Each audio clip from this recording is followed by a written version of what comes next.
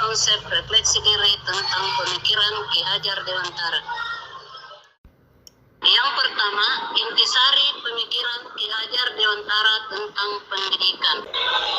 Menurut Ki Hajar Dewantara, pendidikan dan pengajaran merupakan usaha persiapan dan persediaan untuk segala kepentingan hidup manusia, baik dalam hidup bermasyarakat maupun hidup berbudaya dalam arti yang seluas-luasnya. Menurut KHD, pendidikan itu adalah tempat persemaian benih-benih kebudayaan dalam masyarakat.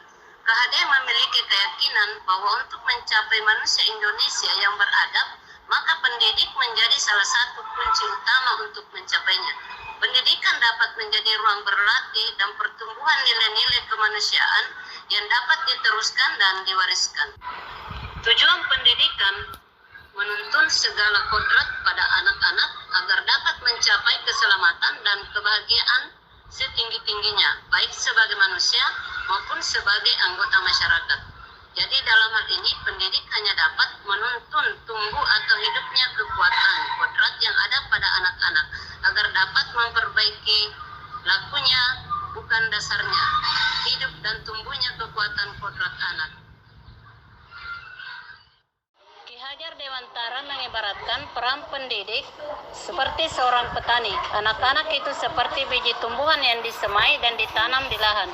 Bila biji jagung ditempatkan di tanah yang subur dengan sinar matahari dan pengairan yang baik, meskipun biji jagung adalah bibit yang kurang baik, dia akan tumbuh dengan baik karena mendapat perawatan yang baik. Demikian pula sebaliknya, meskipun yang disemai adalah bibit berkualitas baik namun tumbuh di lahan yang gersang dan tidak mendapatkan perawatan, maka biji jagung itu akan tumbuh tapi tidak optimal.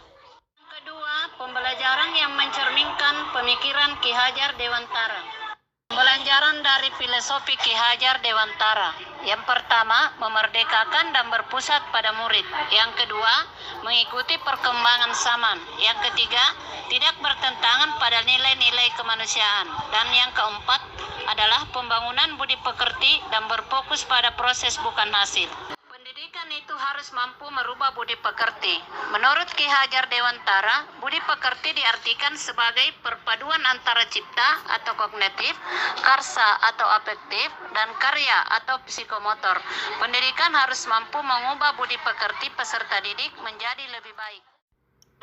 Yang ketiga, filosofi Ki Hajar Dewantara dapat terwujud jika guru bersifat among sesuai dengan semboyang atau trilogi Ki Hajar Dewantara. Pembelajaran sesuai dengan kodrat alam dan kodrat zaman.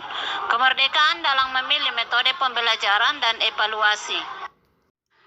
Lalu bagaimana penerapan di kelas? Yaitu mengikuti perkembangan zaman dengan memanfaatkan berbagai iptek dalam melaksanakan proses belajar di kelas melalui platform mengajar yang menarik. Sistem Among dengan memberikan kebebasan kepada peserta didik menemukan sumber belajar melalui alat takambang atau sumber belajar lain yang menyenangkan. Penerapan Sabtu Bakat setiap hari Sabtu di mana peserta didik belajar sesuai dengan bakat masing-masing untuk menemukan pengetahuan baru baik secara individu maupun secara kelompok. Demikianlah refleksi diri saya tentang Ki Hajar Dewantara. Semoga kita semua menjadi pendidik yang bisa memerdekakan